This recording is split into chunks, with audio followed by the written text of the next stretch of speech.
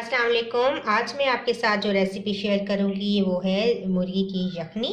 बहुत ही मज़ेदार और लजीज यखनी किस तरीके से तैयार होती है इस वीडियो में मैं आपको बताऊंगी। वैसे भी सर्दियों का मौसम है और तकरीबन हर घर में यखनी तैयार की जाती है। तो आइए इस रेसिपी को देखते हैं। यखनी बनाने के लिए मैंने एक देगचे के अंदर तकरीबन 2 से 2.5 लीटर पानी डाल दिया है। अब इसके अंदर मैं चिकन शामिल करूंगी। हड्डी वाला मैंने लिया है क्योंकि हड्डी वाले चिकन से बहुत अच्छी यखनी बनेगी। ये मैं शामिल कर दूंगी और साथ ही शामिल करूंगी 2 से 3 जवे लहसुन के थे बड़े साइज के, इनको मैंने काट दिया है। थोड़ा सा मैं अदरक मैंने लिया है, तकरीबन 1 से 1.5 इंच का टुकड़ा था, उसको मैंने स्टिक से छोटा छोटा कर दिया है। एक दरमियाने साइज का प्याज रफली काट लिया है, ये भी शामिल कर देंगे। अदरक लहसुन और प्याज डालने से मुर्गी की जो स्मेल होती है वो ख़त्म हो जाएगी और यखनी का जायका भी बहुत अच्छा आएगा। इसके अलावा हम शामिल करेंगे 1 टेबल स्पून नमक। ये आप अपने टेस्ट के मुताबिक एडजस्ट कर सकते हैं।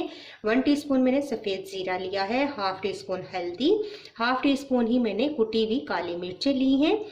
1 इंच का टुकड़ा आप दालचीनी का ले लें, 1 बड़ी इलायची और 3 से 4 लौंग शामिल कर दें। ये तमाम चीज़ें शामिल करने के बाद अब मैं इसको ढक दूंगी और इसको बहुत ज़्यादा पकाएंगे, इतना कि बोटियाँ बहुत अच्छे से गल जाएं और हमारी अच्छी सी यखनी तैयार हो जाए। देखें यखनी में उबाल आना शुरू हो चुका है। उबाल आने के बाद तकरीबन आधा घंटा मज़ीद मैं इसको रखूँगी ताकि बहुत अच्छी सी हमारी यखनी तैयार हो जाए। जितनी ज़्यादा देर आप इसको स्लो आंच पे रखेंगे इतनी ही अच्छी हमारी यखनी तैयार होगी। तो लीजिए हमारी यखनी बिल्कुल रेडी है। इस स्टेज पर मैंने नमक चेक किया और नमक मुझे थोड़ा कम लगा तो मैंने मज़ीद नमक इसके अंदर ऐड कर दिया है। और अगर आपके पास चिकन पाउडर है तो आप 1 टीस्पून इसके अंदर शामिल कर दें, इससे यखनी का जायका बहुत बढ़ जाएगा और बहुत ही मज़ेदार यखनी तैयार होगी। अब इस तमाम यखनी को मैं छान लूँगी और तमाम जो अंदर मैंने प्याज और लहसुन अदरक वगैरह डाला था वो सब निकल जाएगा और बोटियों को मैं अलग कर लूँगी हड्डियों से और इनके रेशे बोटियों के इस यखनी के अंदर शामिल कर दूँगी।